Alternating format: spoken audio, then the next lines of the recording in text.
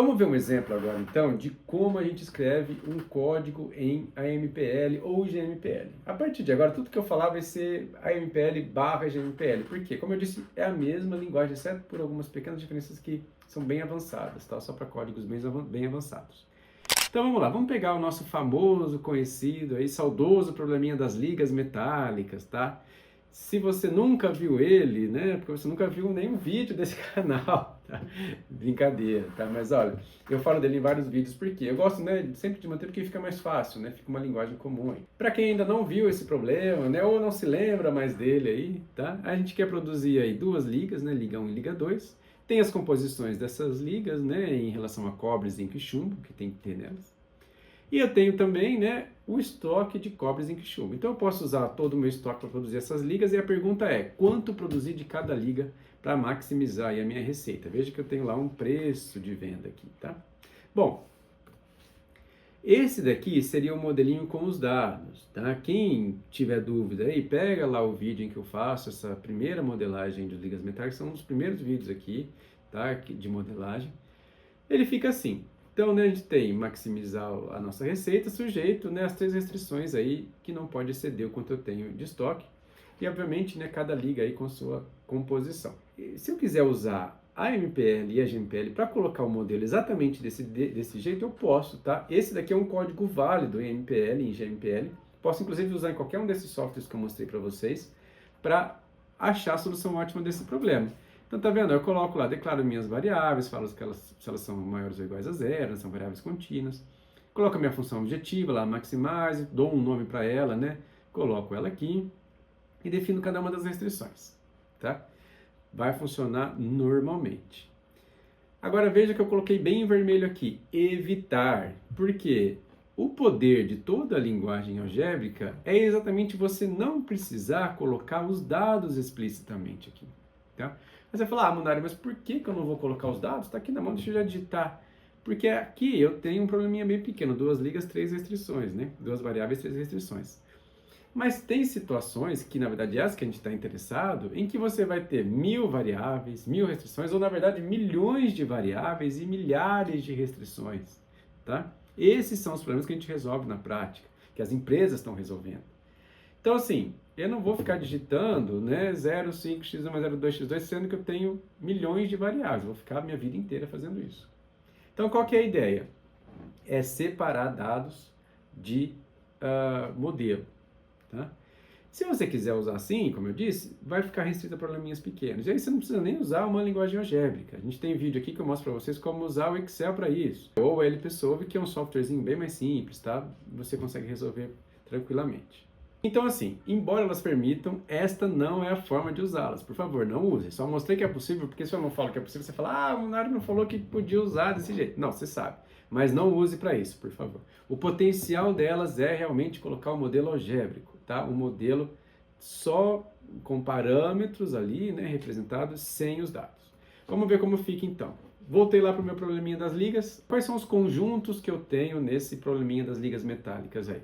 Eu tenho um conjunto, né, de ligas e tenho um conjunto de matérias-primas.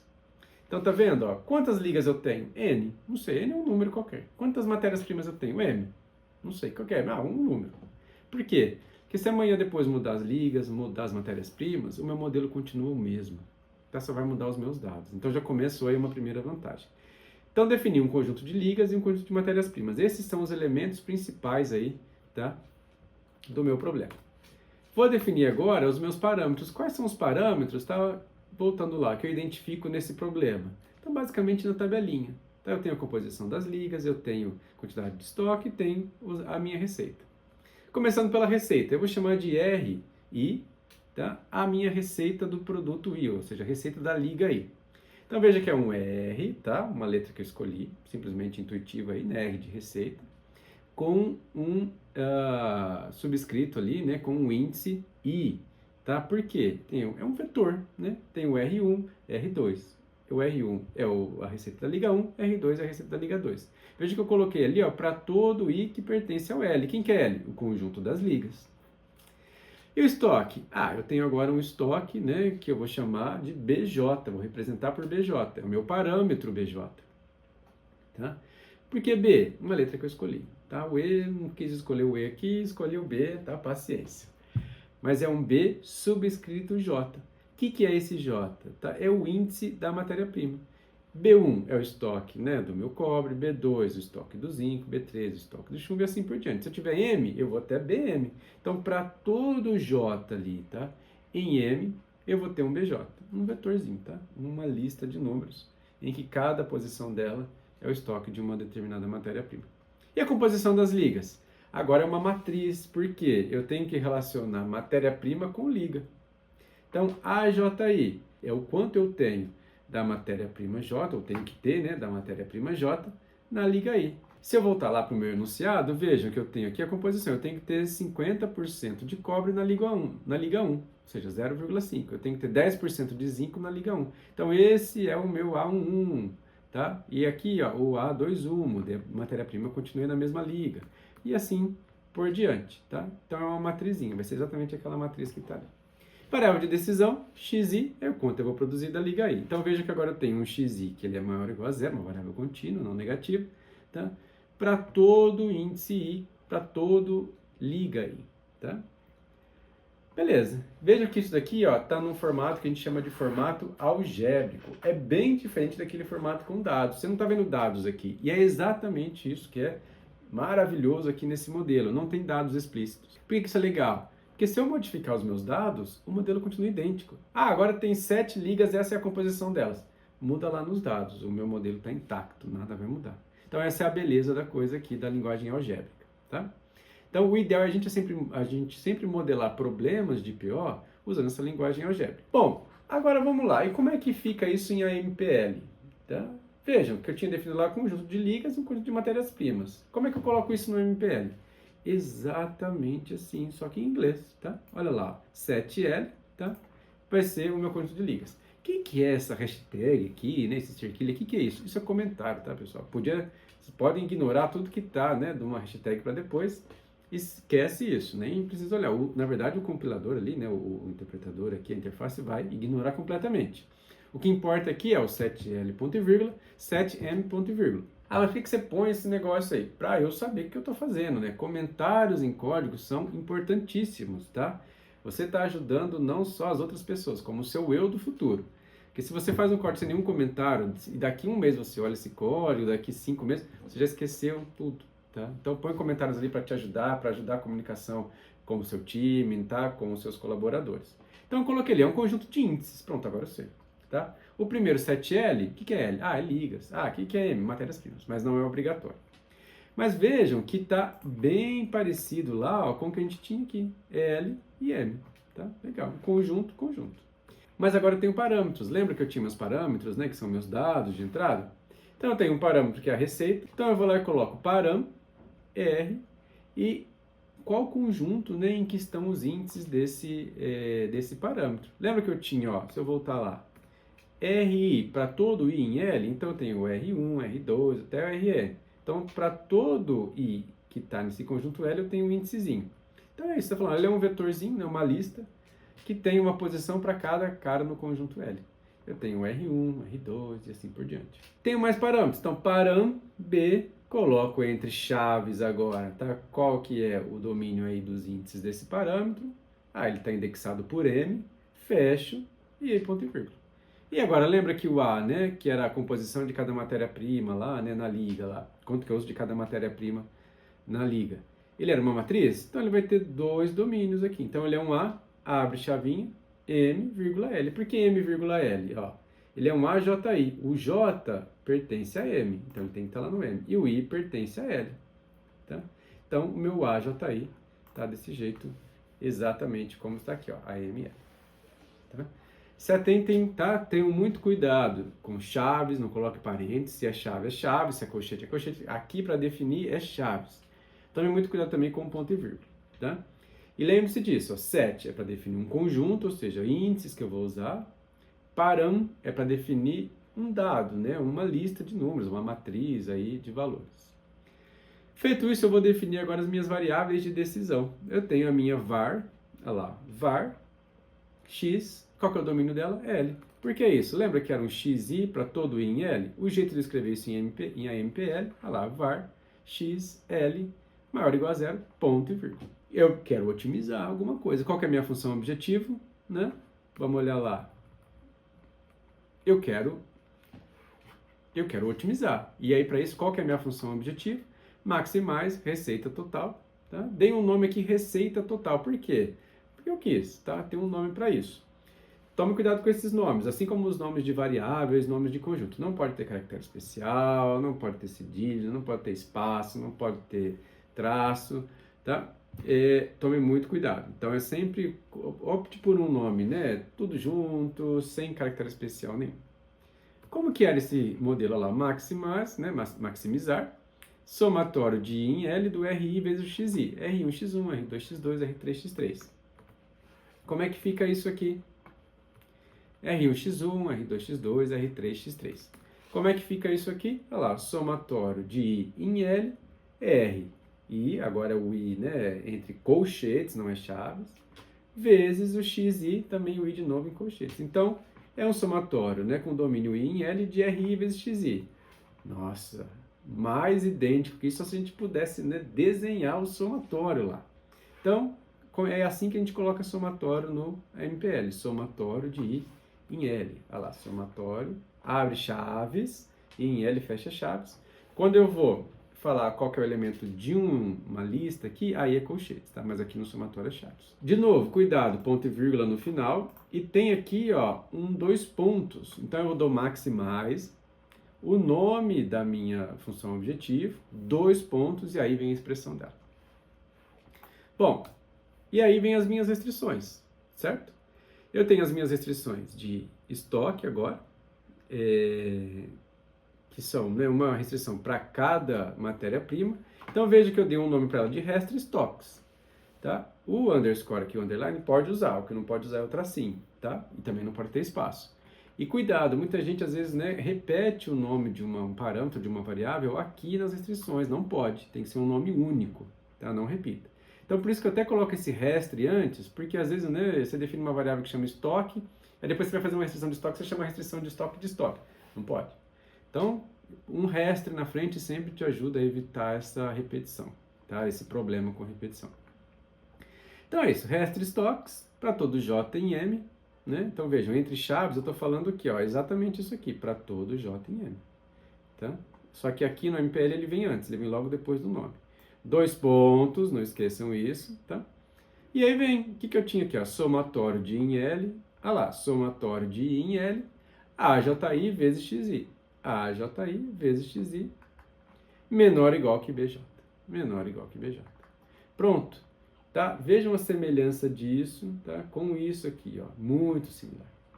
Então, se você abriu o livro lá de PO, pegou um modelo, entendeu esse modelo, lá está no formato algébrico aqui, tá? E você quer digitar, é muito rápido, é praticamente direto. Uma vez que você, obviamente, né, pegou familiaridade com a MPL, mas veja que você não precisa, né, abrir um compilador, declarar variável lá, né, de programação, você não precisa saber programar, nada disso. Você simplesmente fala, né, faz uma transcrição, aí é quase que uma tradução disso daqui para cá. Tá, Munari, mas espera, mas aí você me enganou um pouco, né, porque você falou que não precisa dos dados, mas como é que eu vou saber, né? Como é que o software vai saber que a composição, né, de cobre na liga 1 tem que ser 50%, que eu tenho 3 toneladas de estoque? Aqui você colocou um monte de letra, não tem um número aqui. Ah, tá bom.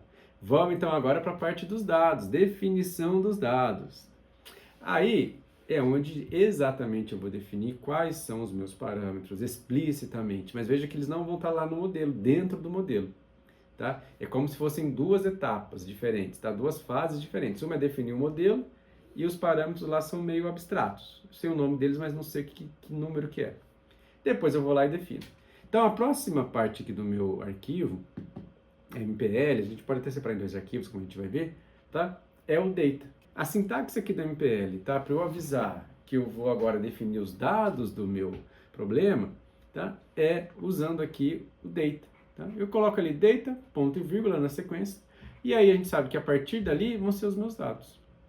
Então eu defino agora que o 7L, tá vendo que agora é 2 pontos igual, ou seja, uma definição, o 7L é 1, 2. O 7M, 2 pontos igual, é cobre, zinco e chumbo. Agora eu dei nome aos bois, tá? Eu dei nome para quem é o 7L e o 7M. Se a gente voltar lá para o código anterior, eu só estava falando, existe um conjunto L, existe um conjunto N, existe um parâmetro R, existe um parâmetro V, tá? Ainda não sei o que é, e esse é o meu modelo usando esses caras. Agora eu vou te falar quem é, tá? Quem que é o parâmetro R? Olha lá, o parâmetro R, ele é aqui, ó, essa lista. Na posição 1 da lista, então veja que o 1zinho aqui primeiro, ele é o índice. Então, ó, para a liga 1, ele é 3. Para a liga 2, a receita é 2, tá? Então, ou seja, para cada L aqui, eu vou ter um cara aqui à esquerda, que é o índice dele, 1, 2, e o valor dele. De novo, tome cuidado com a sintaxe, ele é meio chatinho para sintaxe em relação a 2 pontos. Ó. Veja que é parâmetro 2 pontos, o nome do parâmetro, e aí 2 pontos igual para definir. E aí eu coloco, né, para índice, valor, índice, valor, índice, valor, índice, valor. O próximo, o B. Então lá, parâmetro 2 pontos, B, 2 pontos igual. E aí, lembra que o B ele é indexado por M, pelas matérias-primas. Então, para cada elemento de M, eu vou ter que explicitar o valor de B. Então, lá, o B de cobre é 3, o B de zinco é 1, o B do chumbo é 3. Então, é sempre isso, índice, valor, índice, valor, índice, valor. Na matriz, agora vou precisar, né, de 2 dimensões. Agora lá, né, quando tem 2 dimensões, parâmetro A, veja que tem uma diferença aqui. Não tem mais os 2 pontos, tá? Antes do A.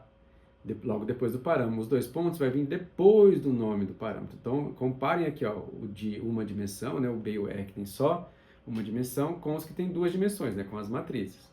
Tá? Então fica parâmetro A, 2 pontos, 1, 2, 2 pontos igual. Aí sim, para cada elemento, eu vou falar quem é. Então o cobre, ó, veja que eu já tinha colocado aqui os elementos, tá, das ligas, do conjunto L.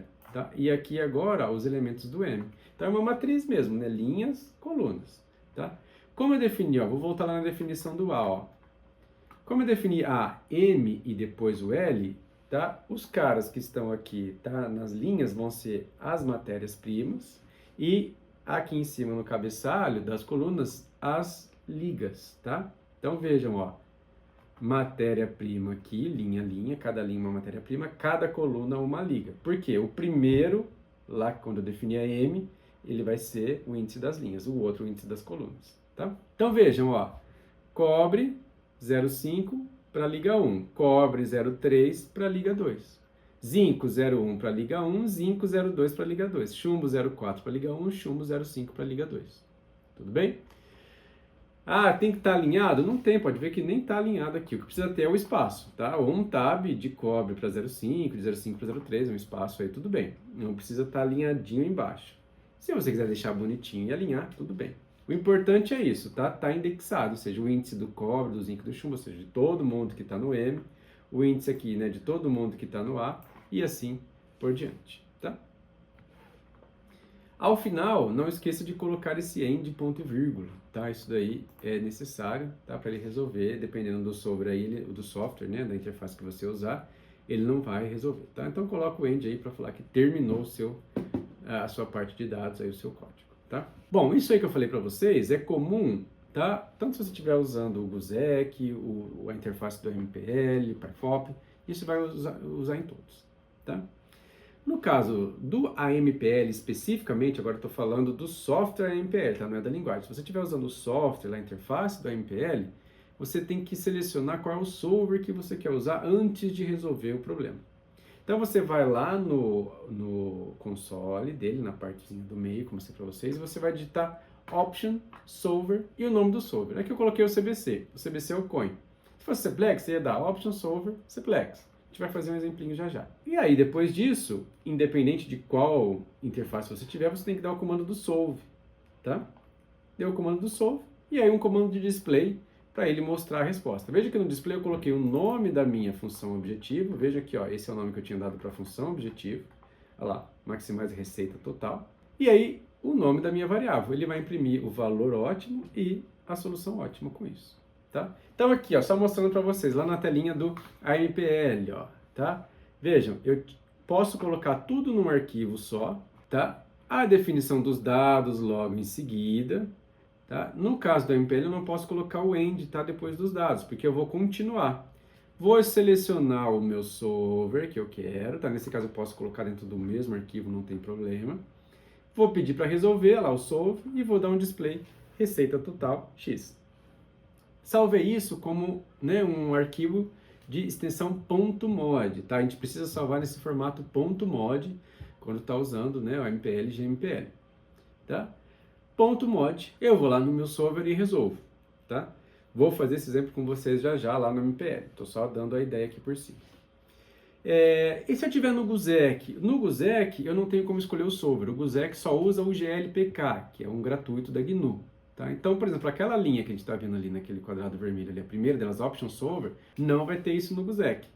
No GUSEC eu dou direto o comando solve, porque eu só tenho o GLPK para usar nele mesmo, e o receita total e o X, e pronto. Tá? Então veja que também ó, eu salvei aqui o arquivo como .mod. Tá? No GUSEC você não consegue nem resolver se você não salvar como .mod. Tá? Então é importantíssimo. Primeira vez, salva como .mod e aí você manda ele resolver, tá?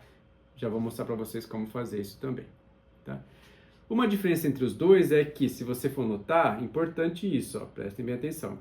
Se você notar nesse exemplo, eu primeiro coloquei o modelo, depois os dados, depois pedi para resolver. No GUSEC é o contrário, tá?